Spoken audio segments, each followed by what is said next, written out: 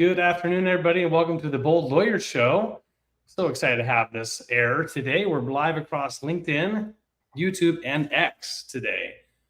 I've got my co-pilot, Matt Kolsath. Matt, good afternoon. Well, hello there, sir. Hello. And we're just chatting. Looks like you've got some weather. You got a little bit of snow. It's still winter. Yeah, we were promised 60-degree weather, but it's snowing today instead. We're in the 40s. I feel like I'm almost the 40 to 50 degree shirts off guy. I was that guy last weekend. We were playing soccer with the kids. It was so much fun. I'm ready for spring. So yeah, me too. Awesome. So we have one live person. That's awesome. And we can't tell how numerous, many there are from LinkedIn. So I do encourage participation. This is going to be a fun interview today. As you can tell from Paul Barrera. It's not the quantity of the viewers. It's the quality of the That's viewers. Right. Matt, with the anecdote, man, you're just nailing it. So good. Appreciate it. I get paid for. This is the big bucks. That's right. So we are attorneys. We're not giving legal advice here. We're on a live broadcast. No confidentiality at all. We're public and live. So, excellent. So our guest today, he's waiting patiently backstage. I've known Paul Barrera for a number of years, but we don't chat that often. So I'm really excited to get him back in, see what's going on with his firm. This whole show, the whole premise of the Bold Lawyer Show, is to interview attorneys that started their own practice, with the idea that we're going to learn a whole lot about what got them into it, how crazy they were to make that jump, and then they stuck with it. The hurdles they had to clear, some of the trouble, and some of the highlights along the way. And then I'm always curious about what's next for them. Right? This area of law, we're all, Matt, you're an owner. We're all kind of in this boat of like, how do we move forward? What's now? What's new? What's current? How do we acquire clients? Yeah, totally. All this stuff. So let's get into it. Let's do it. So let's bring Paul on. Paul Barrera of North City Law. Welcome. Hi, thank you for having me. Absolutely. You're definitely the most well-dressed person here. Yeah. You even got the tissue there. My goodness. Very dapper, I will say. So we're covering some different parts of the country. Paul, you and I are in Washington State, right? And yes. Matt's in Minnesota. And Paul, actually, I saw on your website you've got two spots. You've got Anacortes office and a Shoreline office. That's right. Anacortes is new for us. So one new thing I've learned is how to open a second location. That's quite difficult. I similar to other firms that I'm sure you've heard from, most of our marketing strategy is a digital marketing strategy. And there's still a physical office component to that. And opening a second office with the digital marketing strategy is complicated, to say the least. Oh yeah, we know about that. We do. I got sued by an anonymous law firm out of New York because I had on our website virtual locations, right? Shiny fingers, and I was doing that, and I got in trouble. I kind of got slapped in the wrist. No hard discipline at all, but I had to make it clear that hey, we are not at these locations. These are virtual satellite locations that we might be willing to meet you at, but we never do. So, clarity is always. I'm gonna fly in tomorrow. Exactly. Yeah. If you want to fly me out, pay thousands of dollars to meet and let's talk. It just has. It probably won't, but it's available. We could meet there. You've got actual people in real locations. I had to Google Maps, Anacortes. It's up in the islands, up in like way up there. Yeah, and for those who aren't familiar with Washington State looks like this. So there's this up here is British Columbia, and then this area here is the Puget Sound, and it goes up, and then the San Juans are up here. Anacortes is the place where you go. Sorry, I'm just gonna make sure my hands like this up. Like right. I'm gonna fire you from that. I'm gonna share a screen, my friend. Oh, okay, great. I'm here. We're going here. Thank you. That makes so much sense. I had this ready. So we have the technology. All right. We do. We're gonna go in a little bit. So Washington State, we all know Seattle is down here. Okay. Yeah. Now your main office where you've been at forever is kind of Shoreline, North City, obviously, north of the city, Shoreline. Mm-hmm. And we're going all the way up into the islands, Matt. Way up here. Keep going. Oh my God. There you go. There it is. Halfway to Canada. Wow. There's the Canadian border. So Anacortes out there, you're serving clients out there.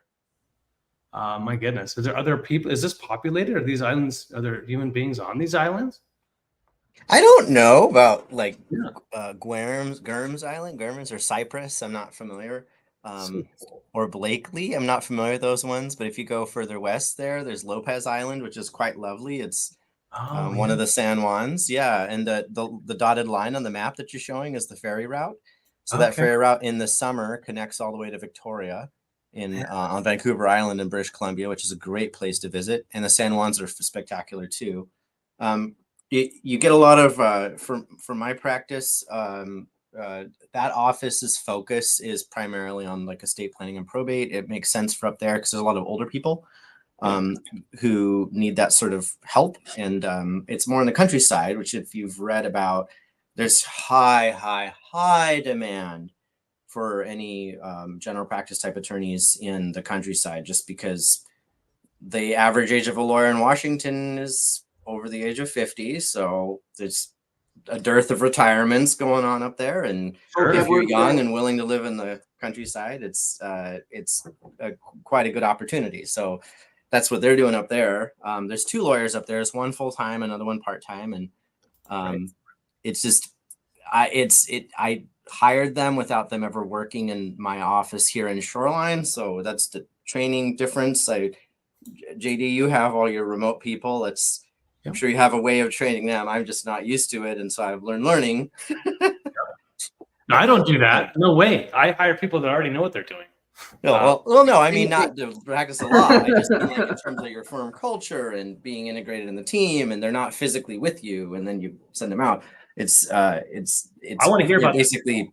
Yeah, it's a totally different approach. Yes, I mean, I think I messed up. So I want to get to that. I really do. For those of you who don't know your background, I do want to get a founder story. What got you into this? I'm going to put you on the big screen, get you all embarrassed. So I want to get this recorded. Maybe for you for later. Here we go. Not me, but you. All right.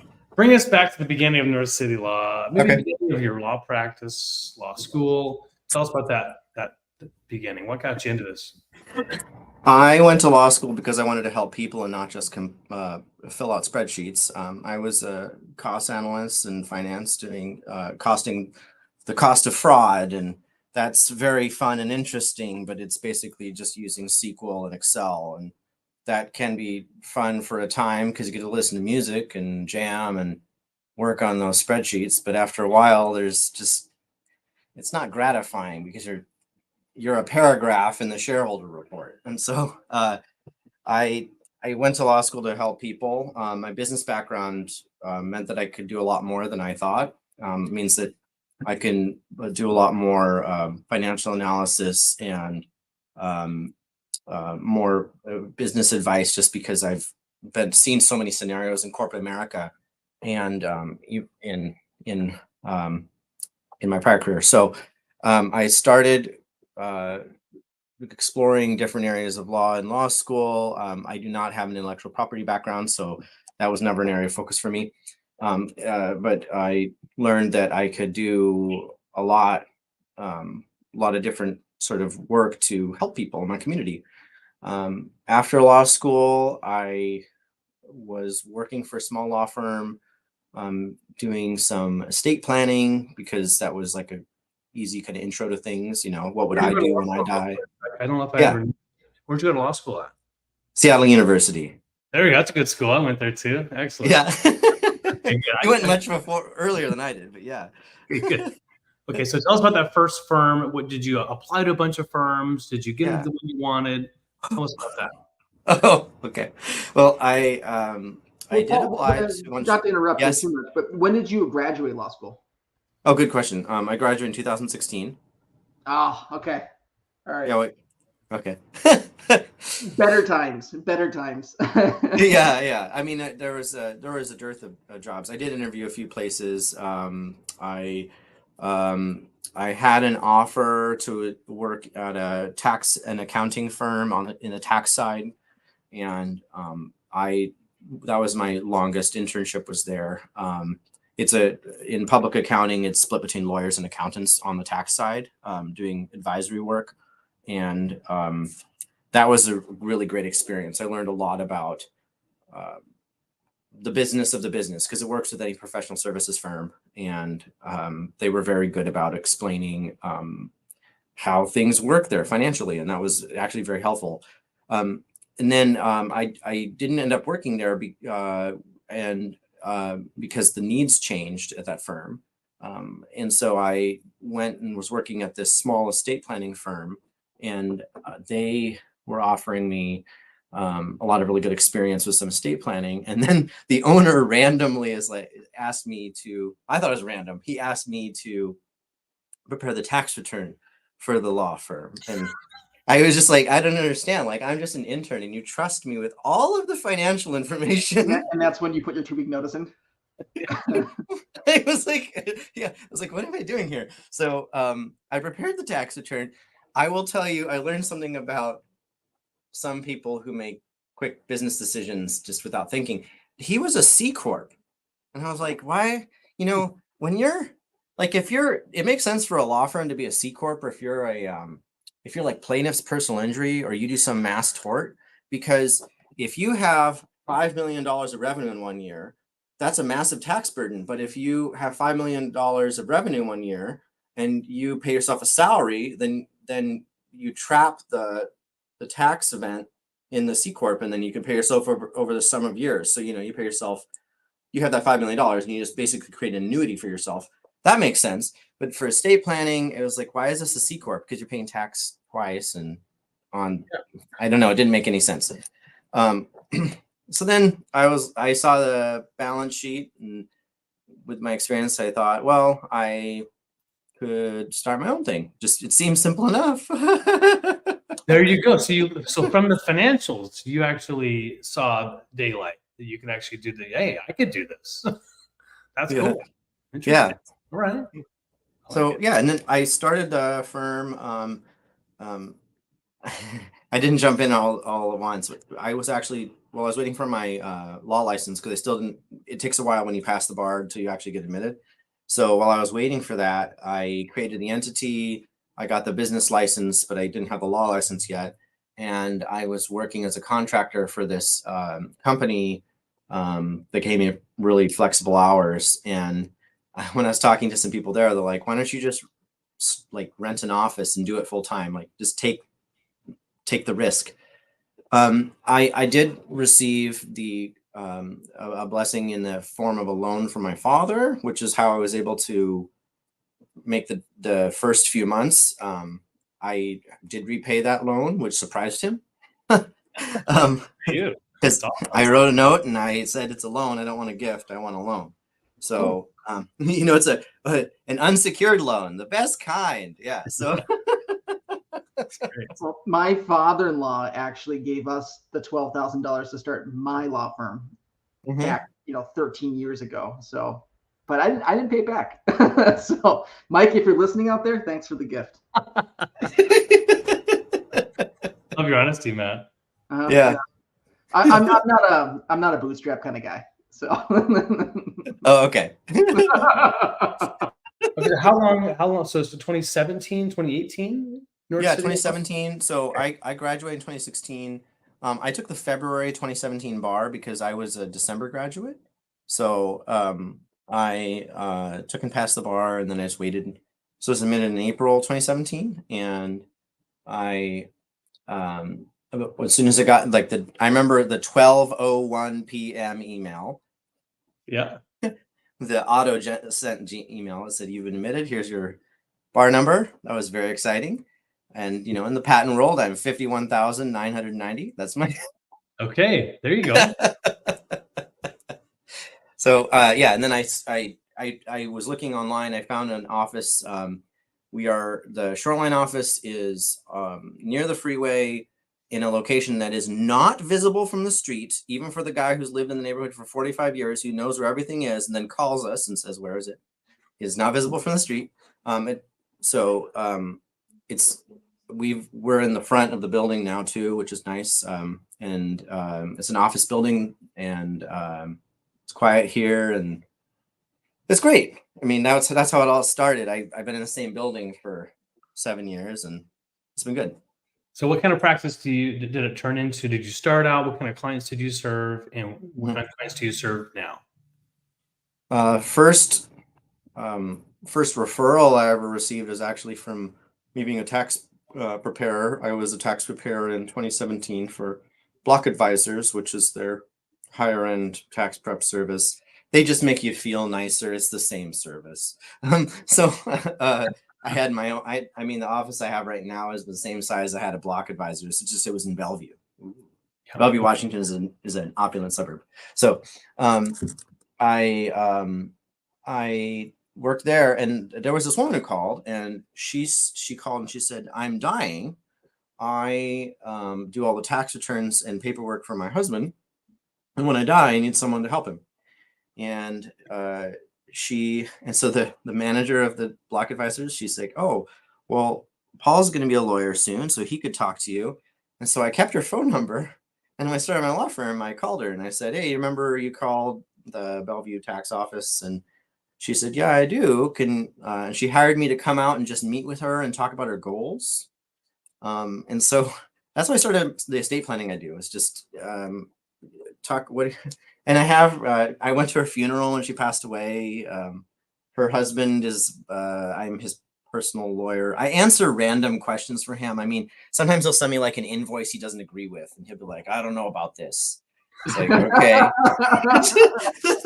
I love that. I have clients like that too. They'll send me stuff. I'm like, "What do you think of this agreement?" I'm like, "I know nothing about any of this. You know, what do you think about this?" Yeah, I know. I'm like, "Why don't you tell me what it is?"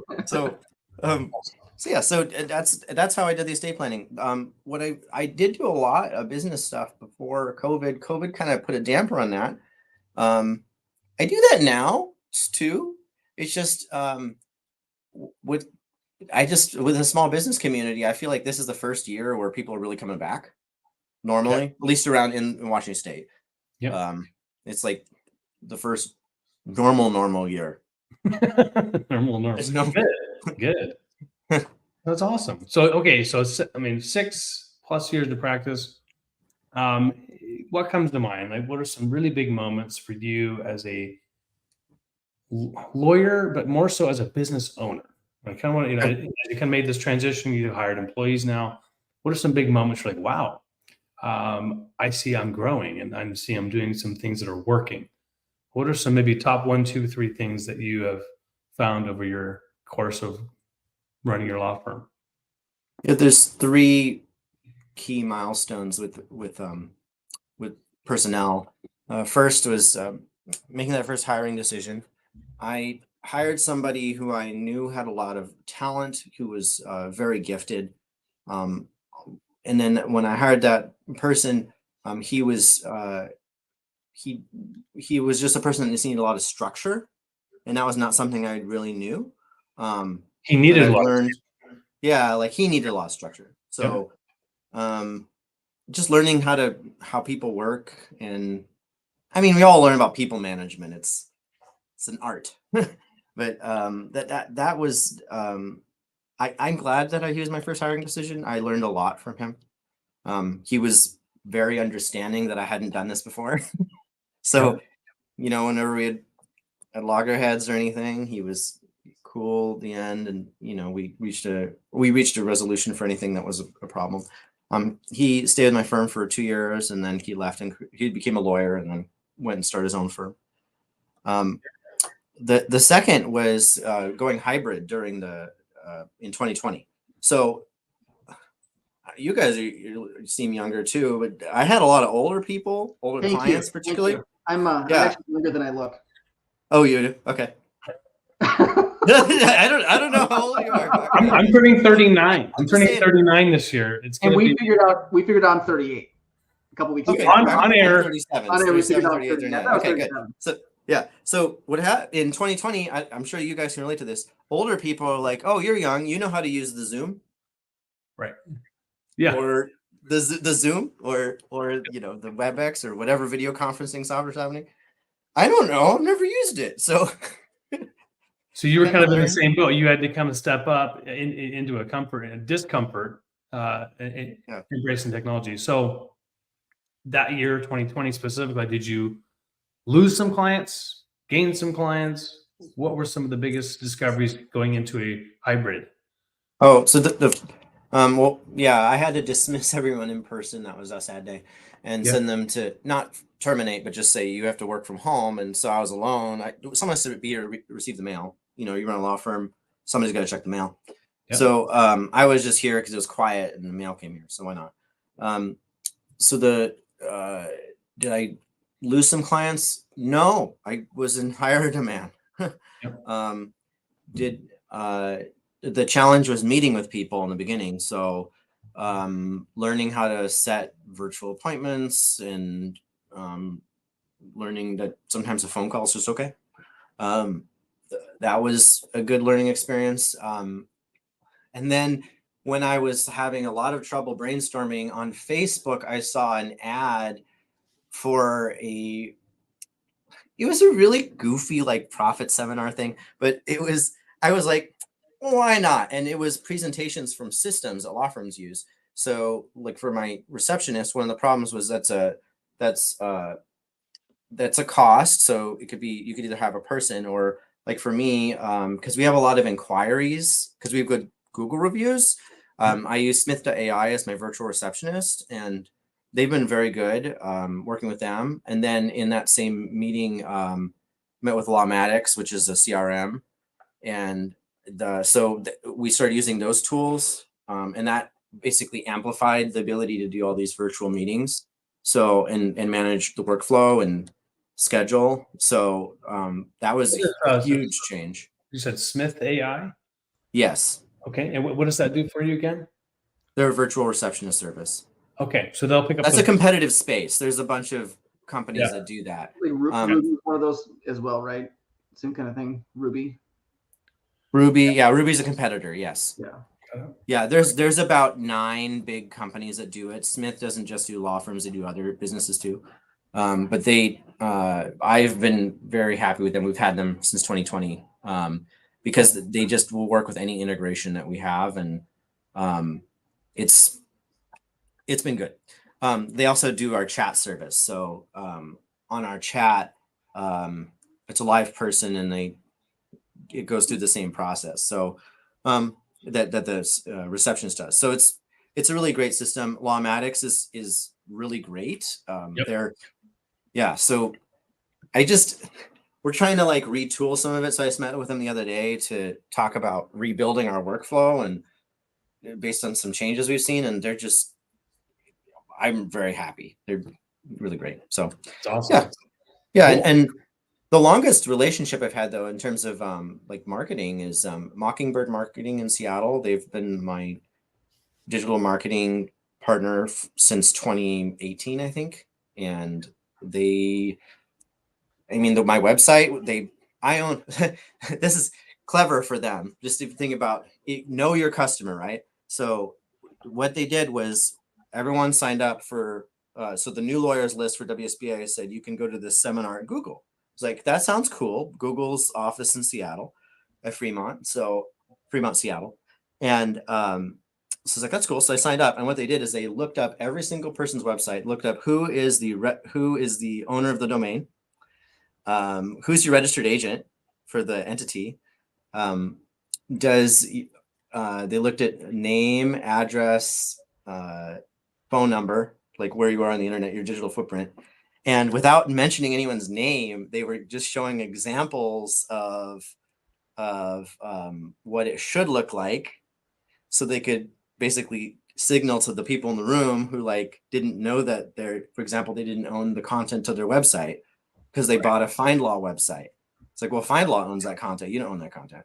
So anyway, they built my website. I own all the content, and I own all the stuff. So yeah, so they've been fantastic the whole time. Very good. Okay. So fast forward, we got 5 minutes left here, and we're zooming. Catch up to space. What are some of the current struggles, challenges that are going on for you right now in trying to grow, trying to be more profitable, trying to run your business? Yeah. So that's my third thing, is the Anacortes office. Opening another office is really difficult when you're a physical location, when you don't have that person that's opening an office that's ever been with you. Right. I hired a lawyer who's got a lot of experience, and she's a rainmaker. So the problem is catching the rain. I'll get to that. So make it rain, but you got to catch it. So, I like that. Wow, that's like really yeah. So she found this really nice office building in Anacortes. Anacortes is really small, so there's not a lot of options. But she knew somebody. She's able to negotiate a lease that's very reasonably priced. It's a super fancy office. You go and you punch in your number, and it'll be like, "Welcome, Matt," or "Welcome, JD," and then the door unlocks. It's oh, that's awesome. Batman style, right? Yeah, that's good. So the hard part is just my door in my office, slash suite here doesn't work like that. Yeah. I open the door and someone yells at me, "Dad! Dad! Ruby's hitting me." Yeah, right now your on-air light is bright. Yeah, Yeah. As soon as that goes off, your door opens up. I've seen it. Okay, Paul, back to you. Go. Yeah. Oh, I appreciate for people who work from home. That's hard. I just appreciate having another place to be where it's uninterrupted time, and you have to set up your family arrangement that way. It's hard to do, but for those who can do it, I think it's a good choice. And with the second office though, it's like, well, I don't know any of this, but she found all that stuff, got it set up. Now the challenge for any business owner is if you open a second location, you have to think about the digital marketing footprint. So that's the next part that I'm working on right now is I have to rebuild the digital marketing for the second actual location because it's a place that people can go and meet. Because if you Google lawyer near me right now, and you're in like a 3-mile radius of my office, we're on the first page of Google results. Why? Because I've done a lot of SEO work, but that hasn't happened for the new location yet. So my senior lawyer who opened the other office, she's like, "We're on the first page of Google up here." I was like, "Yeah, I can't like turn that on. Like I have to. I'm working on it." It takes a while, right? So it's not overnight. Yeah. Well, good. Yeah, I wish you could just pay some money, right? That's what she thought. No, I mean, I understand. Like a lot of business owners would be like, "Yeah, AdWords, right?" But yeah, you got to do your link building, and there's a whole strategy around SEO. Takes time. Something you said, you hired. Is this Claire we're talking about? No, Alexis Souls. Alexis. Okay, she said she's a rainmaker. Yes. I've never done this. Maybe I've been too scared. So you brought on someone who can bring in business. Yes. Wow. Yeah, I'm overwhelmed. Actually, it's too much. Okay. But tell me what's going through your mind. What are you doing? How are you nurturing, collecting, optimizing, whatever? Yeah, getting there. Yeah. No, you're talking about collecting, right? So catching the rain, that's the hard part. Because it's really I bet you could do it with the intellectual property practice too. But anyway, what it is there's a dearth of lawyers in the countryside. That's the background. So all you do is you plop dearth of lawyers in the countryside. Yeah. So you I mean, because they're all retiring. So you plop someone there and you get all of the referrals. That's the hard part. You get all of the referrals. And so if you get all of them, you have to weed out. There's a lot of screening. So you have to qualify all those leads. That's the hard part. That's why I'm meeting with my CRM people. Paul, question for you. Yes. How many times have you gotten calls from prisoners, collect calls from prisoners? Do you get a lot of those? Have you ever gotten as like a lead or an actual client? As an attorney, like I swear to God, I get a call every month from some, prison in the Midwest asking. Really? Yeah. Oh yeah. That tells me that there's something with your SEO. I have never gotten that call. I've had two clients who are in prison. One for white collar crime and the other one for something unrelated to what I wasn't representing them in the criminal matters. But yeah, so I have, yes, your question was, have I received calls from prison? Yes, twice from two different people, okay. But regularly because I was representing them in a civil matter. So that's different. Like, no, I don't get like a random prisoner from Matt Colseth in federal prison. No. No, I mean, that's never happened to me. Okay. Yeah, there's usually that means that there's something with there's like a directory on the internet somewhere that has your name on it. Yeah, probably listed as a criminal attorney, right? And I got a handwritten letter from a guy a couple years ago from prison, and then he got out and then filed a patent with us. It was awesome because I returned. I know this you're letter. talking about. Oh, that's cool. Yeah, it was so absolutely. We take inventors. We don't discriminate, and no matter where you are. Yeah, I mean, I really why, but I just have never gotten that random call. Like, right. Well, like, hey, I need you to start a business for me. It's like, yeah, I don't know. Yeah. Like, what is it? Yeah, I don't know. What is it? Okay, so but a giant gold nugget you just dropped that's in my mind is starting. You can do it. You can launch another branch of your office and in the middle of potentially a rural, less populated area. And I love that concept of the call it older, more seasoned, sunsetting attorneys loving that and referring you work because yes, there. I love that concept. So I think that's what she does, though. It's like she knows all the older lawyers, and they're just like, oh, great. So because they don't want any new business. Yeah. And they just want to get rid of it. They don't want any money for it. They just want to go to Hawaii or whatever. I don't know. So they're like, hey, she'll do it. Maybe go ask her, Right. Paul, thank you so much for coming on the show. We got to wrap it up. Unfortunately, we're at the end. If someone wanted to get a hold of you, they loved what you heard, you said something that sparked an idea, they want to get a hold of you, can I give them your email address? Yes, of course. Okay, good. The only one that's ever said no to that is my brother when I interviewed him here on the show. That was awesome. That was really. He's like, what a this kid. He's a good he said, you want to talk to me, go look me up on the Bar Association. I was like, okay, that's awesome. My brother could be a stickler. So I'll say, feel free to get a hold of Paul. And I got your email address as paul@northcitylaw.com. Yes. Paul, it was a pleasure meeting you today. You did a great job, and I can tell how passionate you are about your practice, and I'm sure the energy that we're seeing you give your clients too, and I'm sure they appreciate that. So yeah, I hope we get to have you on again because you're a lot of fun, and there's a ton that we haven't even scratched the surface of for you. I'm sure. It was a pleasure meeting with you two guys. It's been great. Absolutely. Yeah. We'll stay in touch. For Matt, myself, and Bold Patents, wish you guys good rest of the week. We'll be interviewing another attorney next week on Tuesday at 2 p.m. live. Take care, everybody. Bye-bye. All right.